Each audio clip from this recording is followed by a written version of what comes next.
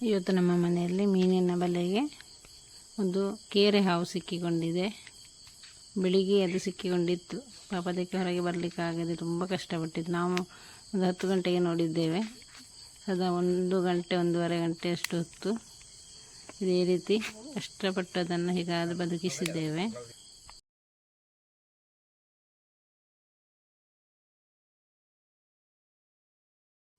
ನಮ್ಮ ಮೀನಿನ ಟಾಕಿಗೆ ಇಂಥ ದೊಡ್ಡ ಕಣ್ಣಿನ ಬಲೆಯನ್ನು ಹಾಕಿದ್ದೆವು ತರಗೆಲ್ಲ ಬೀಳುವುದಕ್ಕೆ. ನಿನ್ನೆ ತುಂಬ ಮಳೆ ಕೂಡ ಬಂದಿದೆ. ಅಲ್ಲಿ ಎಲ್ಲ ಕಡೆ ಕಪ್ಪೆಗಳ ಬೊಬ್ಬೆ ಕೇಳ್ತಾ ಉಂಟು. ಆ ಕಪ್ಪೆಯನ್ನು ಹಿಡಿಯಲಿಕ್ಕೆ ಬಂದದ್ದಾಗಿರ್ಬೋದು ಈ ಹಾವು. ಇದರ ಮೊದಲು ಕೂಡ ಬಂದಿದೆ ತುಂಬ ಸಲ. ಆದರೆ ಏನು ಮೀನಿಗೆ ಏನು ಉಪದ್ರ ಮಾಡೋದಿಲ್ಲ. ಇದು ಯಾವ ಹಾವು ಅಂತೇಳಿ ನಮಗೆ ಡೌಟ್ ಇತ್ತು. ಅದರ ತಲೆ ನೋಡುವಾಗ ಸ್ವಲ್ಪ ಚಟ್ಟೆ ಆಕಾರದಲ್ಲಿದ್ದು ನಾವು ಬೇರೆ ಏನು ವಿಷದ ಹಾವು ಅಂತ ಯೋಚಿಸಿದ್ದೆ ಫಸ್ಟ್. ಇವತ್ತು ನೋಡುವಾಗ ಅದು ಕೇರೆ ಹಾವು.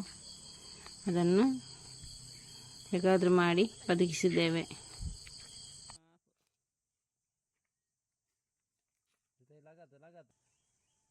ನಮಗೆ ಯಾರಿಗೂ ಹಾವನ್ನು ಹಿಡಿದ ಅಭ್ಯಾಸ ಇಲ್ಲ. ಇದು ಮೊದಲನೇ ಸಲ ಹಿಡಿಯುವುದು. ಕಷ್ಟಪಟ್ಟು ಹೇಗಾದರೂ ಒಂದು ಕಡೆ ಒಬ್ಬರ ತಲೆ ಹತ್ರ ಒಬ್ಬರ ಬಾಲಕ್ಕೆ ಎಲ್ಲ ಹಿಡಿದು ಹೇಗಾದರೂ ಇದರ ರಕ್ಷಣೆಯನ್ನು ಮಾಡಿದ್ದೇವೆ. ಅದು ಒಂದು ಕಡೆ ಕಟ್ ಮಾಡುವಾಗ ಇನ್ನೊಂದು ಕಡೆ ಸುತ್ತಿಕೊಳ್ತಾ ಇತ್ತು. ಆದ ಕಾರಣ ತುಂಬ ಕಷ್ಟವಾಗಿದೆ. 1.5 ಗಂಟೆಯಷ್ಟು ಹೊತ್ತು ಕಷ್ಟಪಟ್ಟಿದ್ದೇವೆ ಇದನ್ನು ಬದುಕಿಸಬೇಕಾದ್ರೆ.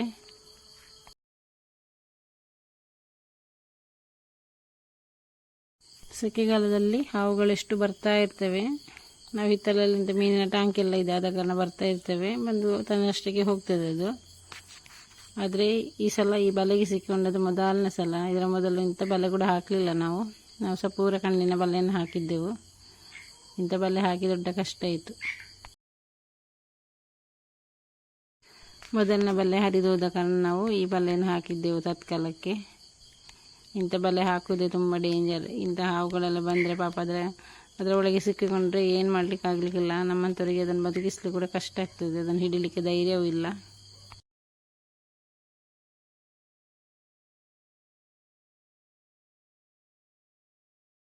ನಾವು ಇಷ್ಟೊತ್ತು ಕಷ್ಟಪಟ್ಟು ನಮ್ಮಿಂದ ಕಂಪ್ಲೀಟಾಗಿ ಕಟ್ ಮಾಡಲಿಕ್ಕೆ ಆಗಲಿಲ್ಲ.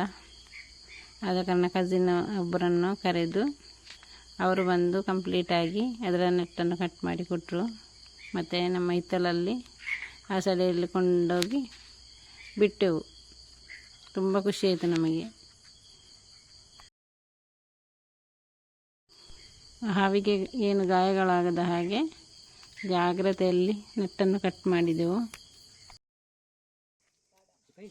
ಮೊದಲಿಗೆ ಯಾವ ಹಾವು ಅಂತೇಳಿ ಗೊತ್ತಾಗಿರಲಿಲ್ಲ. ಆದ ಕಾರಣ ಕೈಗೆ ಗ್ಲೌಸ್ ಎಲ್ಲ ಹಾಕಿ ಹಿಡಿದದ್ದು. ವಿಷದ ಹಾವಾದರೆ ತುಂಬ ಕಷ್ಟ ಅಲ್ಲ. ಆದ ಕಾರಣ ಮತ್ತೆ ನೋಡುವಾಗದು ಕೇರೆ ಹಾವು.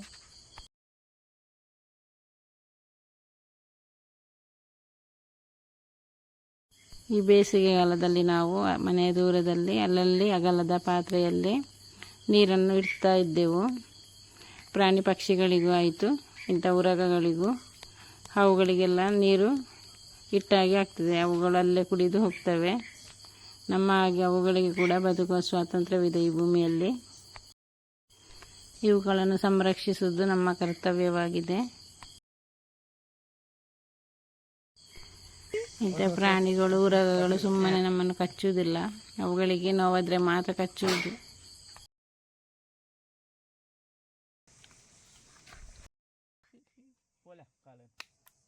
ಇವುಗಳು ಮನುಷ್ಯರ ಹಾಗೆ ದ್ವೇಷಿಸುವುದಿಲ್ಲ, ನೋವು ಕೊಡುವುದಿಲ್ಲ.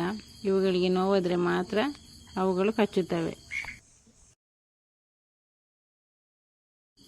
ಸಾಧಾರಣ 1.5 ಗಂಟೆಯಷ್ಟು ಹೊತ್ತು ಪ್ರಯತ್ನಪಟ್ಟು ಹೇಗಾದರೂ ಇದನ್ನು ಈ ನೆಟ್ಟನ್ನು ಕಟ್ ಮಾಡಿ ಕೊನೆಗೆ ಅದನ್ನು ಆಚೆ ಹಿತ್ತಲಲ್ಲಿ ಬಿಟ್ಟೆವು.